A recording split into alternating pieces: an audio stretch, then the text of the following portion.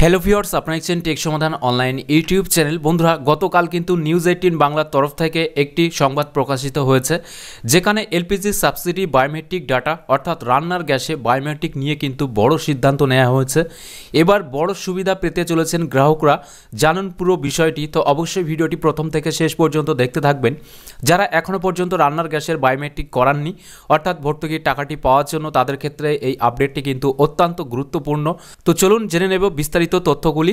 তো যেটা বলা হচ্ছে, ভর্তুকিযুক্ত রান্নার গ্যাসে গ্রাহকদের আধারের তথ্য যাচাইয়ের জন্য বায়োমেট্রিকের তথ্য সংগ্রহের নির্দেশ দেওয়া হয়েছে কেন্দ্রের তরফে। আর সেই বায়োমেট্রিকের তথ্য অর্থাৎ আঙুলের ছাপ কিংবা চোখের মণি বা মুখমণ্ডলে স্ক্যান ইত্যাদি দিয়ে গ্যাস সরবরাহকারী সংস্থার নিকটস্থ অফিসে যেতে হবে সংশ্লিষ্ট গ্রাহকদের। তার জন্য পড়বে দীর্ঘ লাইনও, এমন নানা ধরনের বিষয় নিয়ে বিভ্রান্তিরও সম্মুখীন হচ্ছেন গ্রাহকেরা। সূত্রের খবর, প্রত্যেক গ্যাস সরবরাহকারী সংস্থার একটি ডিলারের অধীনে প্রায় 20 থেকে 30 হাজার গ্রাহক থাকে। তাদের প্রত্যেককে দপ্তরে এসে বায়োমেট্রিক তথ্য জমা করতে হলে চূড়ান্ত বিশৃঙ্খল পরিস্থিতি সৃষ্টি হতে পারে বলে মনে করছেন অনেকেই। তাই এই সমস্যা দূর করতে এবার বিশেষ পদক্ষেপ করা হচ্ছে বলে সূত্রের খবর। জানা গিয়েছে, গ্রাহকদের গ্যাস সিলিন্ডার দেওয়ার সময়ে তাদের বাড়িতেই বায়োমেট্রিক যাচাইয়ের যন্ত্র নিয়ে যাবেন ডেলিভারি বয়রা।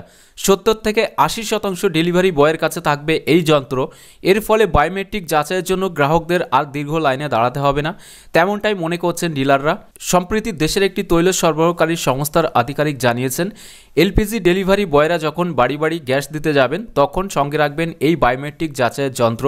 রান্নার গ্যাসের ভর্তুকি পাওয়ার জন্য যে আধার কার্ড ব্যবহার করা হয়, শুধুমাত্র সেই তথ্যই এই বায়োমেট্রিক পদ্ধতিতে যাচাই করা হবে বলে সূত্রের খবর। এর আগে একাধিক তৈল সরবরাহকারী সংস্থার তরফে জানানো হয়েছিল 31শে ডিসেম্বরের মধ্যেই এই বায়োমেট্রিক প্রক্রিয়া সম্পন্ন করতে হবে, কিন্তু সেই রকম কোনো সময়সীমা এখনও ঘোষণা করা হয়নি বলেই কিন্তু সূত্রের খবর। তবে এই ব্যবস্থায় সম্পূর্ণরূপে আস্থা রাখতে পারছেন না অনেক ডিলাররাই। তাদের যুক্তি, অনেক ডেলিভারি বয়ই এই ধরনের যন্ত্র ব্যবহারের বিষয়ে স্বাচ্ছন্দ্য নন। সেক্ষেত্রে তাদের আলাদা করে প্রশিক্ষণও দেওয়ার প্রয়োজন। সেই প্রশিক্ষণ দেওয়া সম্ভব হলেও সবকিছু ঠিকঠাক হবে কিনা তা নিয়েও কিন্তু সন্দিহান তারা। এছাড়াও যেটা বলা হচ্ছে, অল্প কয়েকদিনের মধ্যে এত গ্রাহকের তথ্য কিভাবে যাচাই করা হবে তা নিয়ে সন্দেহ প্রকাশ করেছেন ডিস্ট্রিবিউশন সংস্থার আধিকারিকরা। তাদের বক্তব্য, শহরের অনেক বিক্রেতারই মাথার পিছু গ্রাহক সংখ্যা 30 থেকে 35 হাজার, গ্রামে অন্তত 10 থেকে 15 হাজার। তেল সংস্থা বা সরকারের তরফে এ নিয়ে সচেতনতা বা প্রচার কর্মসূচিও করা হয়নি।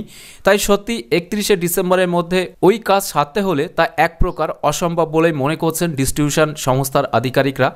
তো এই আপডেটের ফলে যেটা স্পষ্ট ক্লিয়ার জানা যাচ্ছে, সেটা হচ্ছে যে এখন যেহেতু লাইন দিয়ে এই ইকেওয়াইসির কাজটি করতে হচ্ছে, পরবর্তী সময়ে কিন্তু ডিস্ট্রিবিউটরের তরফ থেকে যে সমস্ত ডেলিভারি বয় আপনার বাড়িতে গ্যাস সিলিন্ডার দিতে আসেন, তারাই কিন্তু এই ইকেওয়াইসির কাজটি করে দেবেন। যাদের ক্ষেত্রে এখনও পেন্ডিং আছে বা ইকেওয়াইসি করেনি তাদের ক্ষেত্রে, তবে তাদেরকে ট্রেন করতে কিন্তু একটু সময় লাগবে, কারণ ডেলিভারি বয় যারা রয়েছেন তারা কিন্তু এই যন্ত্র ব্যবহার করার জন্য উপযুক্ত নন এই মুহূর্তে।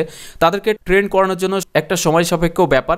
তাই ট্রেনিং কমপ্লিট হলেই তবেই কিন্তু এই কাজটি হবে। তবে এটা যে 100% সব এরিয়াতে হবে এমনটাও কিন্তু বলা হচ্ছে না। 70 থেকে 80% ডেলিভারি বয়ের মাধ্যমে কিন্তু এই ইকেওয়াইসির কাজটি হবে। বাকি কাজগুলো কিন্তু ডিস্ট্রিবিউটারের আন্ডারে অর্থাৎ ডিস্ট্রিবিউটার অফিসে গিয়েই কিন্তু ইকেওয়াইসির কাজটি করাতে হবে। তো অবশ্যই আপনারা ভিডিওর কমেন্টে জানাবেন যে ডিস্ট্রিবিউটার বা ডেলিভারি বয় তরফ থেকে যদি বাড়ি বাড়ি গ্যাস সিলিন্ডার ডেলিভারি দিতে আসার সময় এই কাজটি করে দেওয়া হয়, তাহলে কতটা সুবিধা পাবেন সাধারণ মানুষ। তো এখনকার ভিডিওর আপডেটটি এখানে শেষ করছি। ভিডিওটি ভালো লাগলে অবশ্যই একটি লাইক করে দেবেন এবং বেশি বেশি করে শেয়ার করবেন যাতে সকলের কাছে আপডেটটি পৌঁছায়। এছাড়াও এখনকার এই ভিডিওটি প্রথম থেকে শেষ পর্যন্ত দেখার জন্য আপনাকে জানাই অসংখ্য ধন্যবাদ।